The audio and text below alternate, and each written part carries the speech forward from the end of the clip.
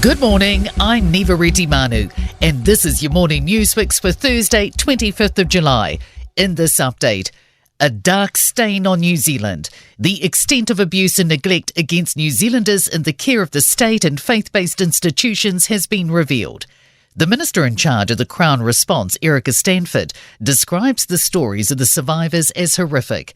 She says these children needed love and care, but were instead placed in facilities and homes which were hellholes. At the boot camps on Great Barrier, boys were forced to dig their own graves. They were made to lie face down in those holes while they were being shot at. They screamed and they were terrified. The final report from a nearly 6-year-long Royal Commission of Inquiry was tabled in Parliament yesterday, a document weighing 14 kilograms.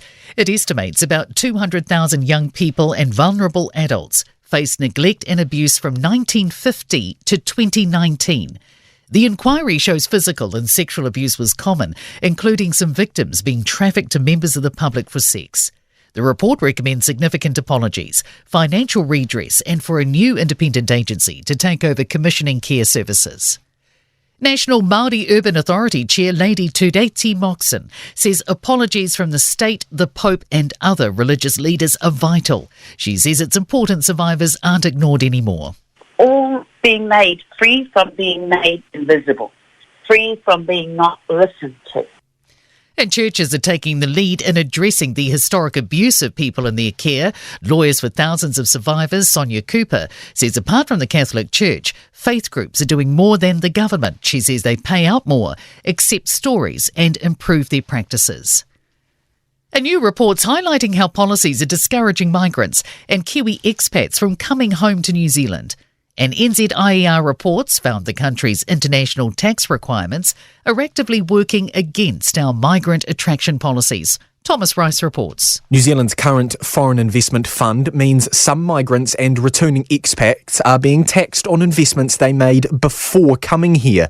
The report says the fund is out of step with the rest of the OECD and doesn't match our aspirations to attract and retain global talent and investment. Auckland Business Chamber CEO Simon Bridges says we have the ability to attract the world's finest, but we're shooting ourselves in the foot.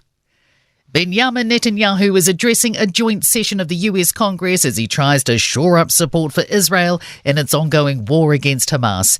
Thousands are protesting the Israel Prime Minister's visit, and more than 30 Democrat lawmakers, including Nancy Pelosi, are not attending Netanyahu's speech. Netanyahu has been invited by House Speaker Mike Johnson, whose Republican Party is showing unwavering support for Israel ahead of the November US election. Today and every day, Americans must stand shoulder to shoulder with Israel in its great struggle. And in sport, the Canadian women's football team has sacked assistant coach Jasmine Mander and another staff member after New Zealand's complaint to the International Olympic Committee that a drone was used to spy on their Monday training session. The New Zealand men have clung on to beat Guinea 2-1 in their opener at Nice. The men's sevens side have beaten Japan 40-12 in their first match. And men's tennis number one, Yannick Sinner, has withdrawn from the games due to tonsillitis. I'm Neva Manu. That's your latest news fix. We'll be back with the next update at midday from the Newstalk ZB newsroom.